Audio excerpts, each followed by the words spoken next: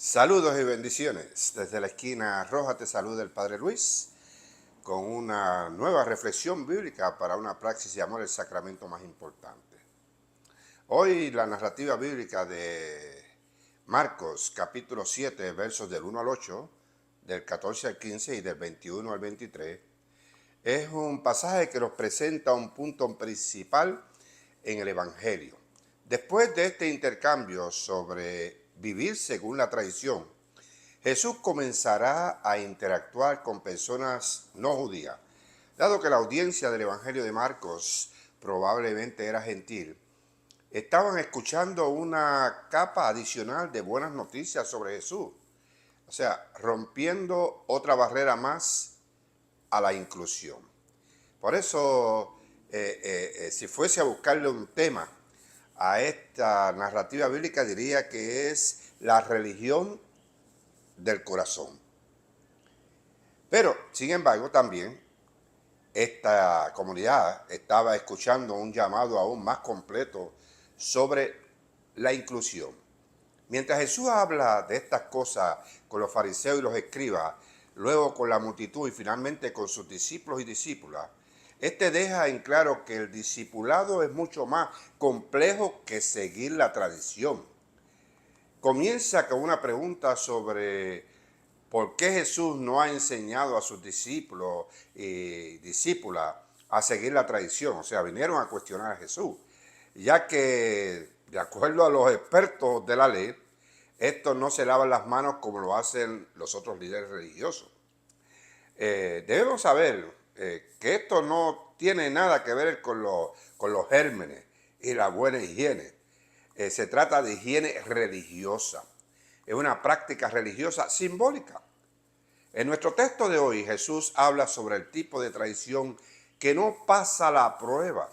Señala que hay un tipo de tradición que es errónea, que se interpone en el camino de las realidades espirituales.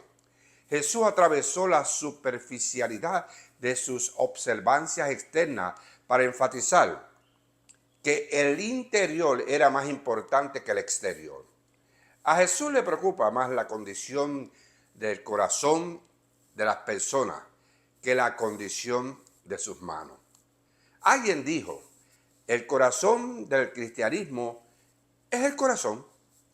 La cita de Isaías que Jesús da como respuesta va directo al meollo del asunto. Las palabras de las personas o incluso sus acciones pueden parecer que honran a Dios, pueden parecer, pero sus corazones pueden estar sumidos en el orgullo y el pecado. Esa es, hermanos y hermanas, la esencia de la hipocresía. En Isaías se añade, a propósito de la situación de Jesús, que las leyes que se promueven para demostrar la santidad ni siquiera son de Dios. Jesús luego lanza la frase final. Ustedes han abandonado los mandamientos de Dios y se aferran a las tradiciones humanas. No es que las tradiciones sean malas, es que están utilizando las tradiciones para reemplazar la palabra de Dios. John Wesley fue un teólogo anglicano inglés que en el siglo VIII fundó junto con su hermano Carlos el movimiento metodista en la Iglesia de Inglaterra. Wesley sostiene que la religión del corazón no consiste en adorar al corazón, sino en adorar a Dios desde el corazón. En la frase religión del corazón, corazón es un término de contraste que se opone a la religión formal, la religión intelectualizada y la religión moralista.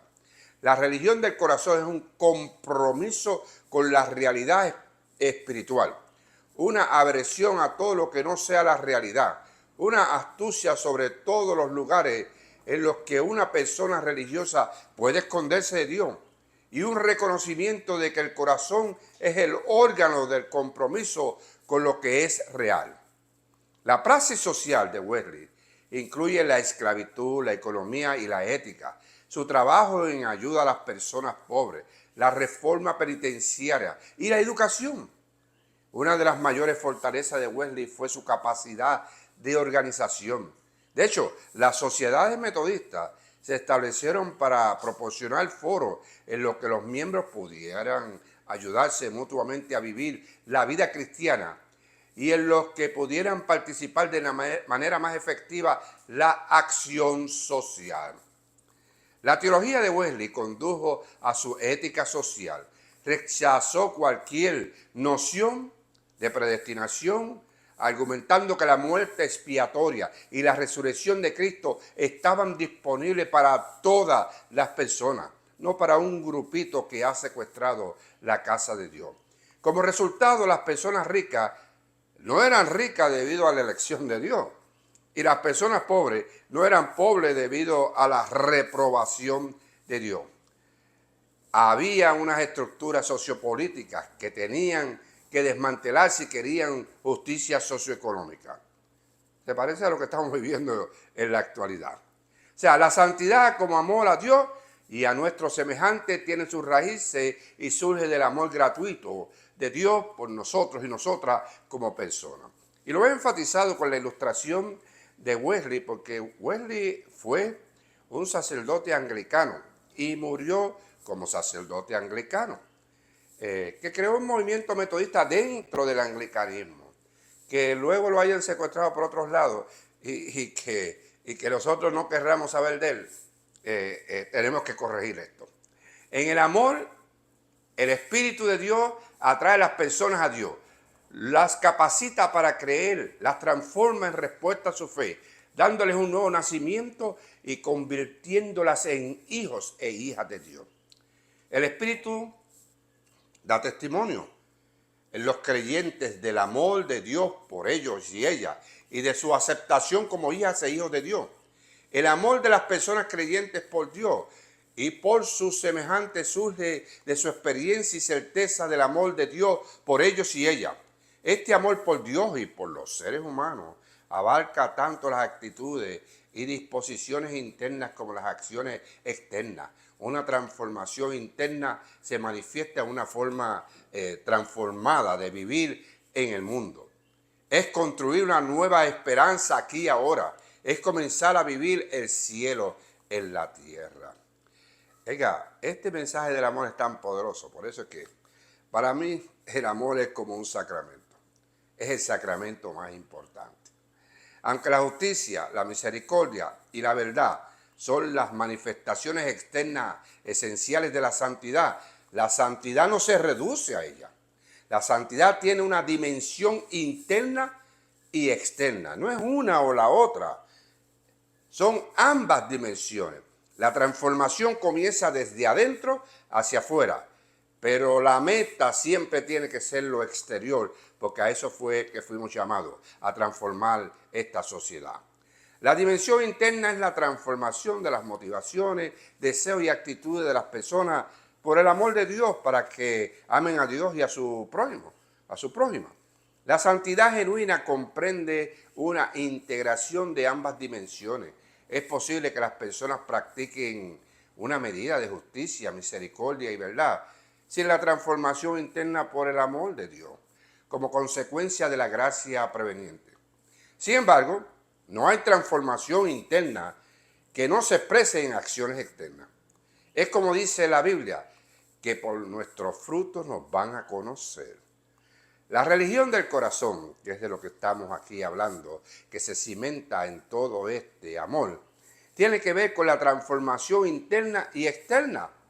Esta era la crítica que Jesús le hacía a estas personas que vinieron a criticarle porque los discípulos no se lavaban las manos. En la Biblia, transformación significa cambio o renovación de una vida que ya no se conforma a las formas del mundo o a una que agrada a Dios. Lo podemos ver en Romanos capítulo 12, verso 2. Esto se logra mediante la renovación de nuestras mentes, una transformación espiritual interna que se manifestará en acciones externas. La Biblia presenta la vida transformada en Cristo, tal como se demuestra al dar fruto en toda buena obra y crecer en el conocimiento de Dios. Ese es el mensaje en Colosenses capítulo 1, verso 2 que Pablo dio a la iglesia.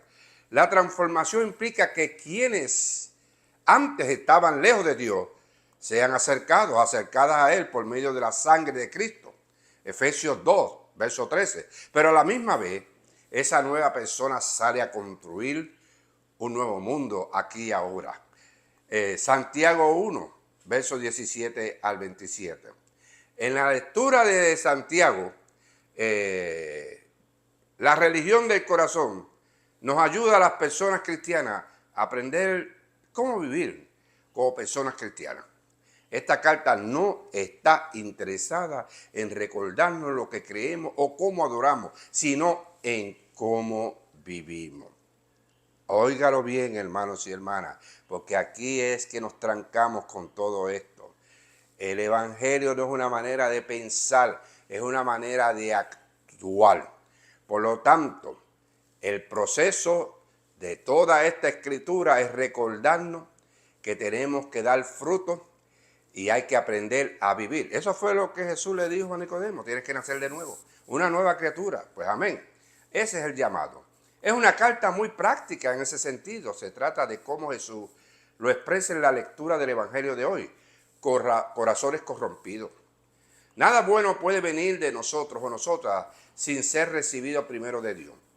Y el primer y mayor regalo es siempre Jesús mismo. El simple hecho de escuchar la palabra de Dios no tiene valor duradero. Cuando abrimos la Biblia debemos planificar hacer lo que dice. La Biblia es más que un libro para llevar a la iglesia. Da a sus lectores una manera de seguir el corazón de Dios y los pasos de Jesús. La Biblia no es un libro para entretenernos, es un libro para entretenernos con una manera de vivir. Óigalo bien, la Biblia no es un libro para entretenernos, es un libro para entretenernos con una manera de vivir. La religión pura e intachable se caracteriza por el ministerio personal. Debemos responder a las necesidades de las demás personas como lo hizo Cristo. La religión pura e intachable también se caracteriza por la pureza personal. No debemos dejarnos corromper por las cosas malignas que hay en el mundo. Por el contrario, debemos de transformar el mundo con una ética como la que Jesús nos dio. La religión pura e intachable es un delicado equilibrio entre lo positivo y lo negativo. La fe genuina niega el yo, asume riesgo, ama a las demás personas y siempre busca agradar a Dios sirviendo a las demás personas.